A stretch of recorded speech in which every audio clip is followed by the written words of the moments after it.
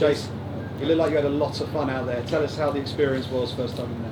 I thought I'd be more nervous, but once the walkout started, I was just, couldn't stop smiling. I was having a good time, and I was just excited to get out there and kind of show off my skills. That first choke, how surprised were you that he didn't tap from that? I thought he was going to be out there. Yeah, he was gurgling a little bit, so I thought I was close to putting him out, but he started to slip out, so I figured I'd, still go to a dominant position, not really try to hold on to it because I didn't feel like it was there, and I went right to the mount and stayed there and worked out. You won a Contender Series a few years ago. You got that developmental deal. You had a couple fights outside of that. How much did that help in this debut tonight just to prepare you for this moment?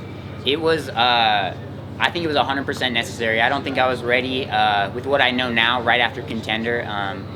I definitely needed that little bit of extra time to kind of mature for like puberty to set in and all that, Now I got to shave once a week compared to like once a month, so I'm starting to grow into my body and I'm starting to get a better mind for fighting and, my skill set's going up and all that. And you changed your nickname. You're now Dream instead of Teenage Dream, right? Yeah, drop the Teenage Dream part, but if Reebok wants to make some Teenage Dream tanks, I'm down. I'll go back. Can you be a little bit more specific about what the development deal entailed for you? Like, when you made the transition, what allowed you to make the transition from being under that development deal to being a UFC fighter?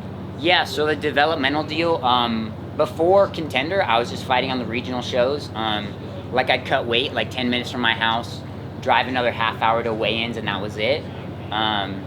So there wasn't really a process to it. Maybe I'd do an interview after the fight or something, if some of the local places wanted to, but other than that, it was pretty bare bones.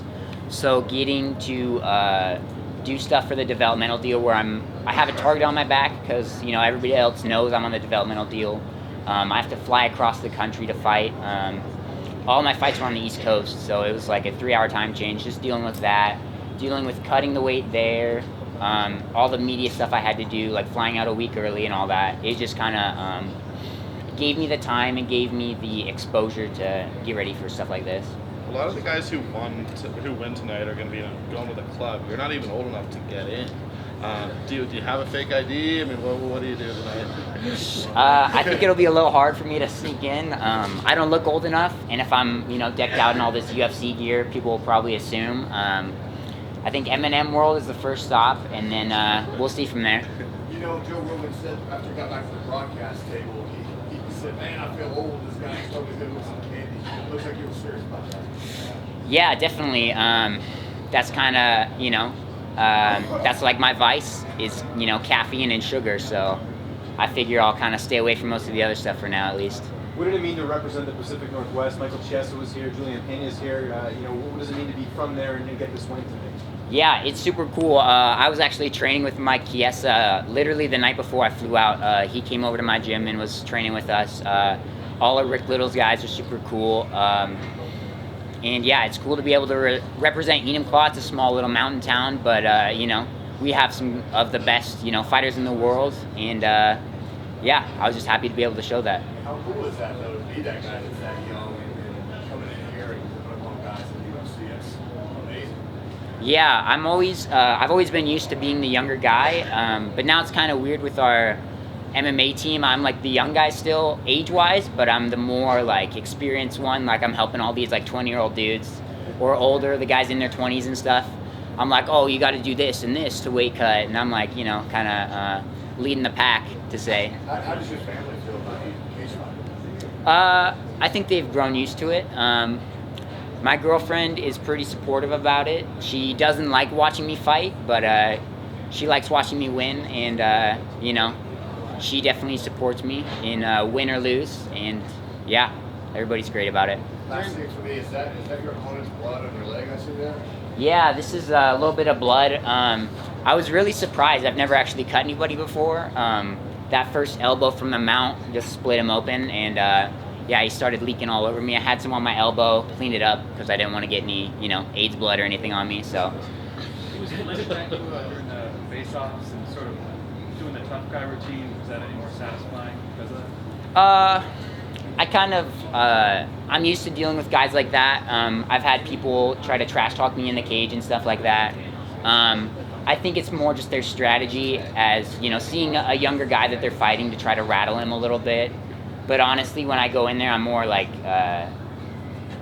just go dark behind the eyes and just kind of, you know, I'm kind of into it. And yeah, I don't care. It definitely makes it a little more satisfying, but it's a win, so I can't be mad about it. During the fight, he hit you with a big right hand that seemed to, you know, hurt you a little bit. Were you hurt at all during? The only thing that really hurts right now is my neck from when he tried to rip it off, but I think when he hit me, it was more like the side of the neck. Like my jaw's not sore at all, and everything else is great. You also said you're going to work on trying to get hit less. What do you plan to do to try and train it? I'm gonna just work on my striking overall and just kind of get more confident on pursuing the action on the feet. And for this fight, I felt like it was a big style difference. Like he was a really good striker, where I was a really good ground guy. So the clear path to victory was through the submission attempts, and so that's why I was more focused on the submissions. Are you a full-time fighter, or do you go to school, or do you just train all the time? Like, yeah, so this is my only job. I've never had an actual job before. Yeah, I was able to kind of fight on the regional scene and make enough money to pay my bills until I got a shot on Contender. And then, like when I was fighting on Contender, I only had $30 in my bank account because cost of living, I guess. And yeah, so everything's worked out perfectly, fighting as being my only job, so I'm sticking with it. You're going to celebrate by watching some Pride videos? Yeah, a lot of people didn't really understand the joke with that, so I figured I'd go with it. Yeah, I'll probably watch some Pride after this. Who's the coolest fighter you got to meet this week? Because you are a fan at heart, I'm sure. Max Holloway was super cool to me. Like he was talking to me a little bit. I think he understands. He also got into the UFC when he was 20 years old. And yeah, he was a super great guy. Uriah Faber's a super cool dude. He's always like super chill.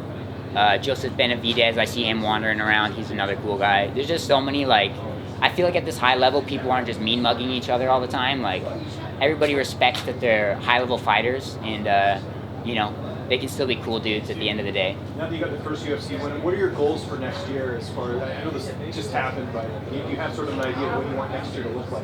Yeah, I plan on staying pretty busy next year if I could get 2, 3, 4 fights. As long as I'm healthy, as long as I'm winning, I'm going to keep trying to fight as much as I can and try to travel the world.